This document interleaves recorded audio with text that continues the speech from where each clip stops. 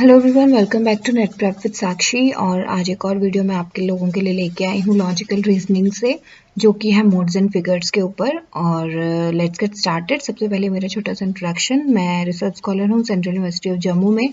4 बार net qualify कर चुकी हूँ और 2 साल का मुझे असिस्टेंट प्रोफेसर का एक्सपीरियंस है। सो फ्रेंड्स, जो मोड्स एंड फिगर्स जो टॉपिक है वो थोड़ा सा नया टॉपिक है और थोड़ा सा कॉम्प्लिकेटेड। वैसे तो ईजी है, बट क्योंकि ये हमने पहले कभी पढ़ा नहीं होता, इसलिए हमें थोड़ा सा कॉम्प्लिकेटेड लगता है। और एक बार अगर ये समझ में आ जाए तो ये इतना इजी है कि आप ये समझिए कि अगर इससे 2 क्वेश्चन आते हैं तो आपके 4 मार्क्स पक्के हैं। ठीक है, तो इसीलिए मैं आज आपके लिए टॉपिक लेके आई हूँ, क्योंकि मूड्स एंड फिगर्स और ये साइलोजिज्म और स्क्वायर्स ऑफ अपोजिशन, ये टॉपिक्स क्या होते हैं, थोड़े से डिफिकल्ट लगते हैं हमें, क्योंकि हमने पहले कभी करे नहीं होते।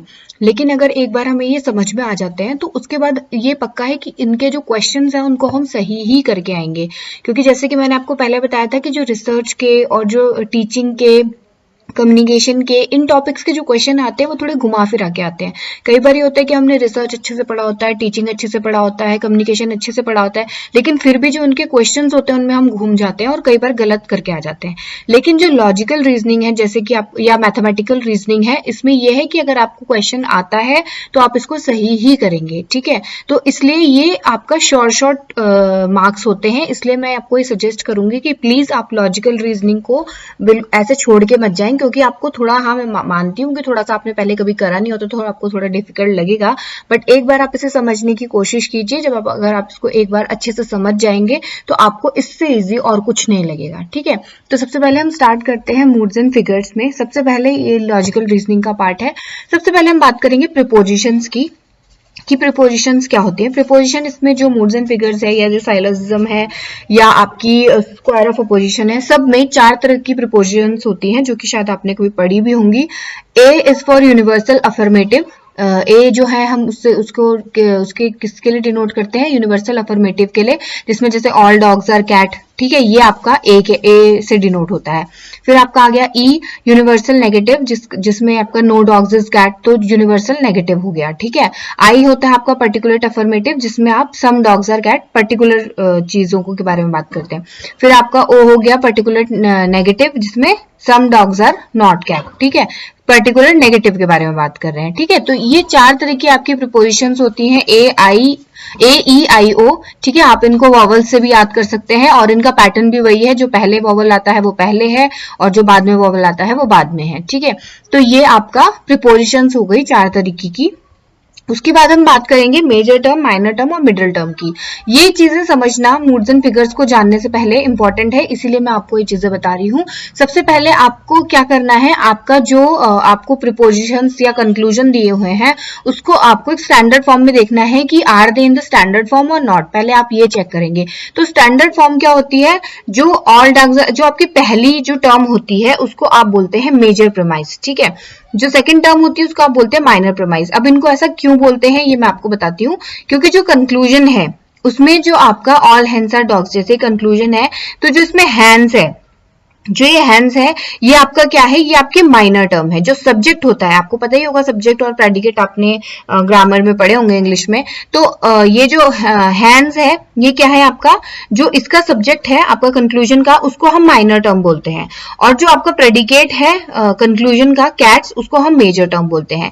तो जब आप ये देखेंगे कि जो आपकी प्रीपोजिशंस है उसमें जो माइनर टर्म है आपकी कंक्लूजन की, जो कि हैंड्स है, वो आपके माइनर प्रीमाइस में आ रखी है या नहीं आ रखी है, तो आप देखेंगे कि हाँ हैंड्स जो है वो आपकी माइनर प्रीमाइस में है, तो ये तो आपका ठीक है। फिर आप ये चेक करेंगे कि जो आपकी मेजर टर्म है, जो कि कैट्स है, वो आपकी मेजर प्रीमाइस में है या नहीं है, तो ये भी आपकी कैट्स जो है वो मेजर प्रीमाइस में है। तो ये आपका पैटर्न जो है, ये जो आपका स्टैंडर्ड फॉर्म है, ये आपको पता चल गया कि हाँ ये स्टैंडर्ड फॉर्म में है। मैं एक बार रिपीट कर देती हूँ। सबसे पहले आपको कंक्लूजन को देखना है। कंक्लूजन में आपका जो सब्जेक्ट है कंक्लूजन का, वो आपकी माइनर टर्म होती है, और जो आपका प्रेडिकेट है वो आपकी मेजर टर्म होती है। सबसे पहले आप इसको डिसाइड कर लेंगे। माइनर टर्म है आपकी हैंड्स और मेजर टर्म है आपकी कैट्स। उसके बाद आप ये वेरीफाई करेंगे कि जो माइनर टर्म है वो माइनर प्रीमाइस में है या नहीं है। माइनर प्रीमाइस आपकी दूसरी वैल्यू होती है, जिसमें आपने देखा कि हाँ माइनर प्रीमाइस में आपका माइनर टर्म आ रही है कंक्लूजन की। उसके बाद आपने देखा कि मेजर प्रीमाइस है, उसमें मेजर टर्म आ रही है कंक्लूजन की कि नहीं आ रही है। कैट्स है तो कैट्स आ रही है आपकी मेजर प्रीमाइस में। ठीक है, फिर मिडिल टर्म क्या होती है, मिडिल टर्म जो आपकी जो होती है, जो रिपीट हो रही होती है दोनों आपकी प्रीपोजिशंस में, उसको आप मिडल टर्म कहते हैं। ठीक है, तो ये आपको स्टैंडर्ड फॉर्म चेक करनी है अपने जो आपको मूड्स एंड फिगर जिस भी आपको चेक करने के लिए बोलते हैं कि बताइए ये फॉर्मेट स्टैंडर्ड फॉर्म में है या नहीं, तो आपको पहले ऐसे चेक करना पड़ेगा। उसके बाद आपके पास आती है कि ये मैंने आपको बताया कि जो आपको इसका मूड चेक करना है, फाइंड मूड। ठीक है, इसके बाद हम आपका क्या करेंगे, स्टेप 2 है फाइंड मूड। आपको इसका मूड फाइंड करना है। तो पहला है आपको ऑल डॉग्स आर कैट, ए है। ऑल हैंड्स आर डॉग, ए है। तीसरा है आपका ऑल हैंड्स आर कैट, ए। तो इसका जो आपके पास पिछला जो प्रीमाइस और कंक्लूजन था, उसका जो मूड है वो ए है। ठीक है, अगर यहाँ पे ये सम होता, ये सम नॉट होता, तो फिर उसी के अकॉर्डिंग ये ई होता, ये आई होता, ये ओ होता, तो आप इसका मूड बनाते आई ई ओ। इस तरीके से ही इसका मूड फाइंड आउट होता है। ठीक है, जितना जैसे आपके दो प्रीपोजिशन है, उनका पहले आप देखेंगे कि वो पर्टिकुलर नेगेटिव है, पर्टिकुलेट अफर्मेटिव है, यूनिवर्सल अफर्मेटिव है या यूनिवर्सल नेगेटिव है, फिर उसी अकॉर्डिंग उनको डिनोट करेंगे और फिर उनका मूड बताएंगे। ठीक है, फिर नेक्स्ट है आपका, आप उसमें अगले बार में आप क्या बताएंगे कि आपको फिगर बतानी है। ठीक है, फिगर कैसे बताएंगे, फिगर 1 मैंने ये लाइन से डिनोट किया हुआ, इसे आप कॉलर बोन फिगर भी कहते हैं। ठीक है, कॉलर बोन फिगर का मतलब होता है कि जो आपका जो फिगर है वो ये इस तरीके का होना चाहिए, जैसे कि पहला फिगर आपका जो बन रहा है वो आपका जो मिडल टर्म है वो इस तरीके से डिस्ट्रीब्यूट होना चाहिए। जैसे कि आप यहाँ देखेंगे कि जो आपकी मिडल टर्म है डॉग्स, वो इस तरीके से डिस्ट्रीब्यूट है। तो इस वाले जो फॉर्म है, इस वाला जो आपको, ये वाला जो आपको अगर आपको क्वेश्चन आता है तो आप बताएंगे कि ये मूड इसका ए है और जो फिगर है वो फिगर 1 है, क्योंकि इसमें जो मिडल टर्म है वो इस तरीके से डिस्ट्रीब्यूट है, जैसे कि मैंने उसमें लाइन बनाई हुई है।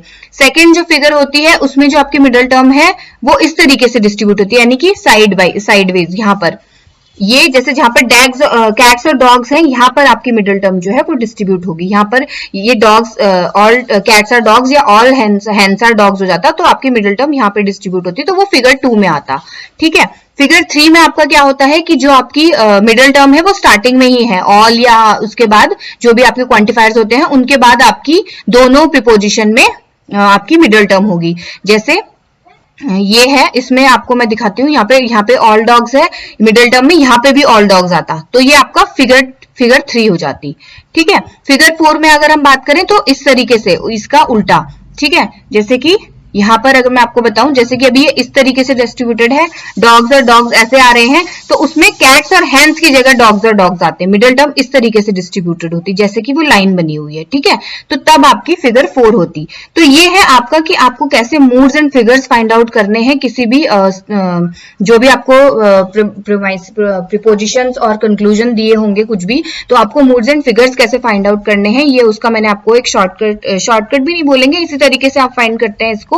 ठीक है, तो आई होप कि आपको समझ में आया होगा। कोई अगर आपको बात समझ में ना आई हो या आपको कुछ दोबारा समझना हो तो आप प्लीज मुझे कमेंट सेक्शन में लिख के भेज सकते हैं। और देखते रहिए net Prep with Sakshi, and thank you for watching.